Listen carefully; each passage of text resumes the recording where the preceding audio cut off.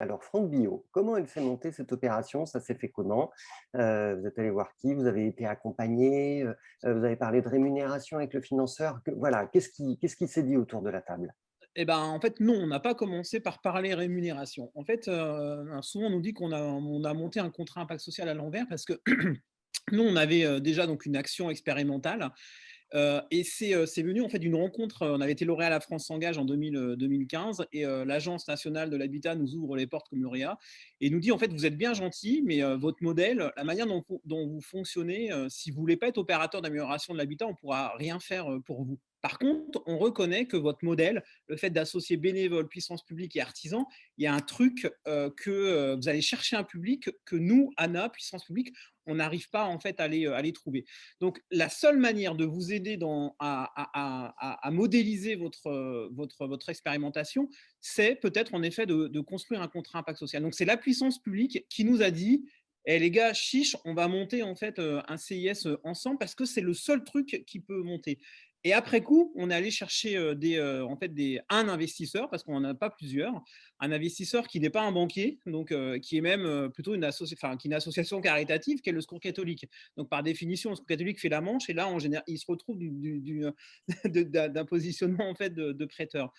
Ce qui a rassuré d'ailleurs l'Agence nationale de l'habitat, parce qu'elle a vu, en fait, elle a perçu que notre action, ce qu'on allait essayer de déployer, n'était pas seulement un objet en fait financier et que c'était pas que l'appât en fait d'un gain à aller chercher, mais le fait de prendre un risque à trois, c'est-à-dire puissance publique, opérateur et investisseur, secours catholique, pour démontrer que la façon de faire qu'on allait opérer pour aller chercher ces publics en grande précarité pouvait peut-être donner lieu à l'ouverture demain, on va dire dans 5 ans, maintenant dans 3 ans, d'un dispositif public. Et pour moi, en fait, l'enjeu en fait du CIS, c'est pas tant en fait de montrer que voilà, financièrement, il y a un outil qui fonctionne, c'est de démontrer la réponse qui fonctionne à un besoin social en fait non couvert, qui est en effet pris en charge financièrement par des gens qui acceptent un peu de prendre le risque, parce que quand on fait de la pâtisserie et qu'on s'essaye avec des ingrédients parce qu'on n'a pas le manuel de cuisine, on peut prendre des risques que ça marche pas quoi. Donc en fait, L'objectif, oui, ça peut être même d'influer les politiques publiques. Quelle rémunération vous avez associée à ce contrat impact social? Qu'est-ce qui est alors en prévu? fait, pour parler de l'investisseur, donc le Secours catholique n'a demandé rien d'autre que 3% en fait d'intérêt sur les cohortes en fait financées annuellement. Donc Qu'est-ce on que vous a appelez les cohortes Eh ben, en fait, financées annuellement? on n'a pas un contrat impact social où, il y en a un qui prête pour 5 ans et et le caduc qui va être remboursé au bout de 5 ans. Donc c'est pas un remboursement, «tout ou rien», donc entre guillemets.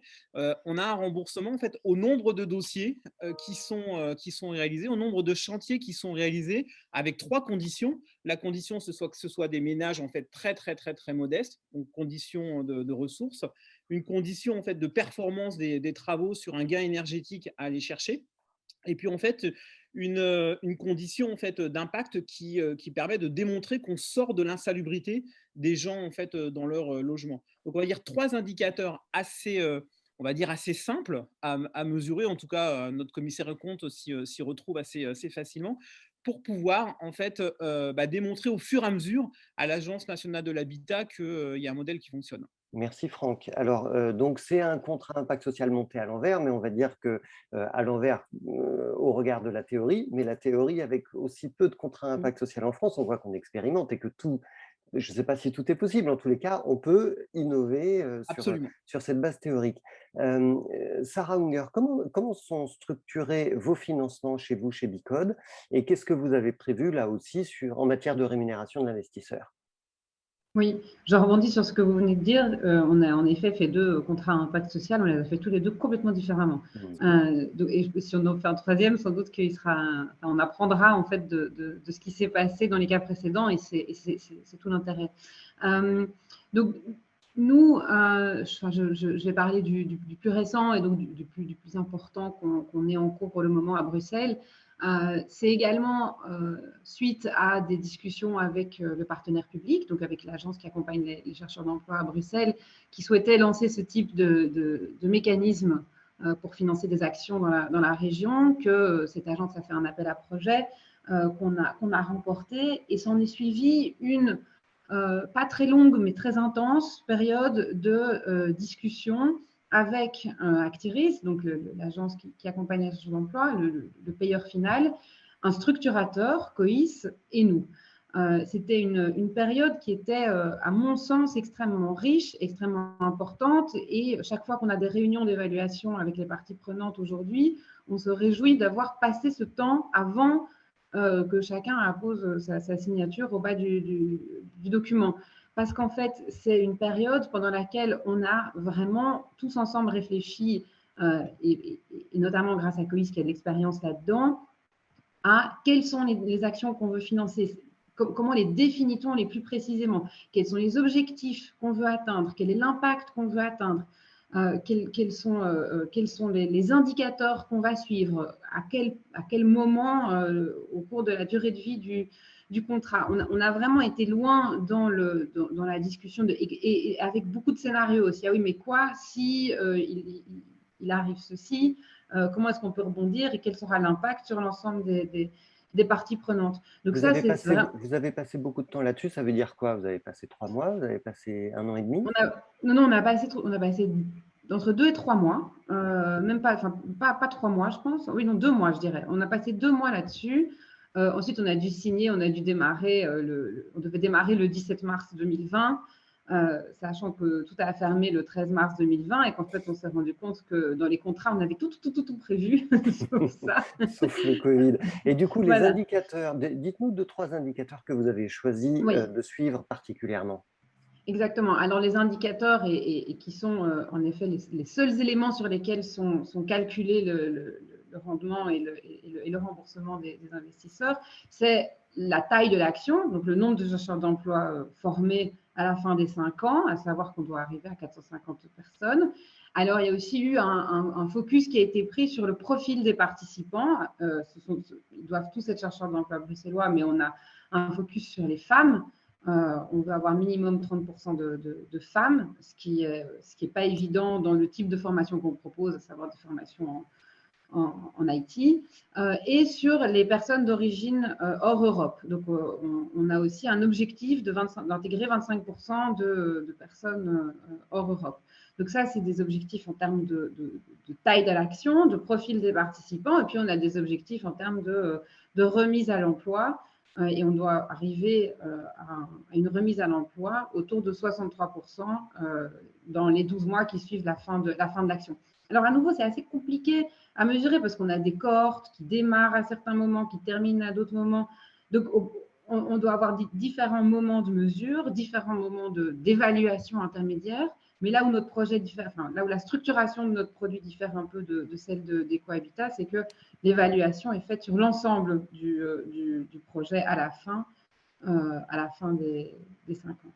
Et quelle est la rémunération qui est prévue pour l'investisseur? Et donc, la rémunération va dépendre, c'est pas tout ou rien, elle est graduelle aussi, et on a un IRR qui tourne entre 2 et 6% sur l'investissement. Merci Sarah. Maha Keraman, comment est-ce que vous mesurez, vous, l'impact des projets chez BNP Paribas? Alors, on n'a plus de micro, moi j'ai pas le son de Maha. C'est bon? C'est bon. Ouais. Donc, les projets de contrat impact, on va rester là-dessus parce qu'on a plein de façons de mesurer l'impact des projets, mais sur les contrats impact, en fait, voilà, nous, on est structureur, donc on accompagne les projets dans toute la mise en œuvre de leur méthodologie d'impact. Et en fait, ce qui est à la fois compliqué, mais aussi bien dans les contrats impact, c'est que tout est sur mesure. C'est-à-dire qu'il n'y a pas de recette magique de mesure de l'impact sur les contrats impact. Ça va dépendre de ce qu'attend la puissance publique, ça va dépendre de ce qu'on est capable d'avoir comme information au niveau des porteurs de projets, de ce qu'on a comme données statistiques, parce qu'on peut aller de l'étude très randomisée scientifique, c'est-à-dire où on a un groupe de contrôle qui va venir mesurer en fait la différence d'atteinte d'objectifs entre un groupe qui a eu le programme et un groupe témoin qui n'a pas eu le programme. Donc, ça peut être ce type d'évaluation. On en a un Médecins du Monde qui vient d'être signé, qui fait ce genre d'évaluation. On en a un autre avec l'AFD et CARE qui a aussi ce genre d'évaluation, ce qu'on appelle une évaluation randomisée. Ensuite, on a des évaluations qui sont des benchmarks par rapport à des données statistiques historiques.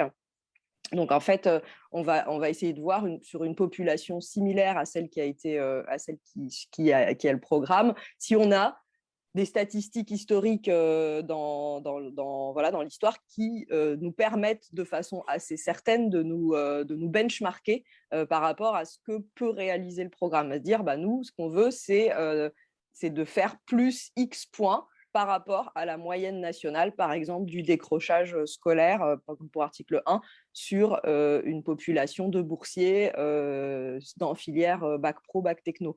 Donc, c'est vraiment en fonction, on fait l'évaluation, elle est en fonction de ce qui est disponible, en fait, en l'état de l'art.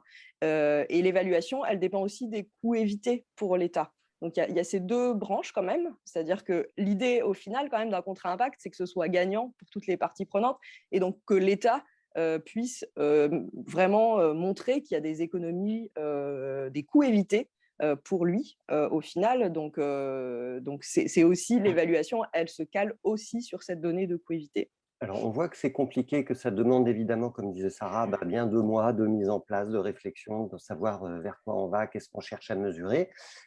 C'est très compliqué, ça nécessite un accompagnement. Franck disait qu'il a été accompagné, lui, plutôt par la puissance publique, parce que c'est de là que venait l'initiative. Maha, chez vous, chez BNP Paribas, est-ce que vous accompagnez, vous aussi, les structures que vous pensez financer au travers d'un contrat à impact social? Et puis, si vous les accompagnez, comment vous faites cet accompagnement et comment vous vous rémunérez ensuite en tant que structureur? Alors, notre accompagnement en tant que structureur, effectivement, il est dès le démarrage, en fait. C'est-à-dire que parfois, les associations viennent nous dire, nous, on a une idée de projet et on veut lancer un contrat impact. Donc, on les challenge, on les accompagne, on monte un dossier avec elles. Quand il y a un AMI, donc un appel à manifestation d'intérêt, c'est plus facile quand même parce que la puissance publique dit ce qu'elle veut. Elle dit, voilà, moi, je veux des contrats impact sur telle et telle et telle thématique. Donc, c'est quand même plus facile de faire émerger des projets. Et donc, on les accompagne sur la mécanique financière de leur projet, sur la mécanique évaluative de leur projet, avec un évaluateur. On les accompagne sur la négociation avec l'État pour trouver des investisseurs. Et enfin, jusqu'à la contractualisation, c'est-à-dire pour monter les contrats, les écrire, et jusqu'à la signature des contrats. Donc, c'est quand même un accompagnement. Je pense que Sarah a eu quand même beaucoup de chance. En France, on n'a jamais fait 2 mois. Donc, voilà, le plus court qu'on ait fait, c'était 12 mois. C'était celui de l'ADI. Là, on espère que sur la nouvelle génération, ça va diminuer. Mais bon, voilà. Donc, c'est un accompagnement sur le temps long où il y a beaucoup d'allers-retours. Et ensuite, effectivement, en général, on est aussi investisseur dans les contrats qu'on a structurés et du coup, on les accompagne finalement jusqu'à la fin, jusqu'au débouclement. En termes de rémunération, en fait, on a un forfait de structuration qui ne reflète pas du tout le temps passé. En général, on est largement de l'ordre de, j'ai calculé, à mon avis, de l'ordre de 40% en pro bono par rapport à la structuration par rapport aux fees de structuration qu'on prend. Et comment ça marche? Ça fait partie du budget total du projet, au même titre que celui de l'évaluateur, que les coûts opérationnels. C'est inclus dans le budget du contrat impact et ça nous est payé au moment du premier tirage, c'est-à-dire au moment où le contrat a été signé et que le projet reçoit les fonds de la part des investisseurs. Donc, si le projet n'est jamais signé au final, on aura travaillé pour rien, mais vous aussi, les opérateurs aussi. Donc, on estime que voilà, on est un consortium qui prenons le risque ensemble.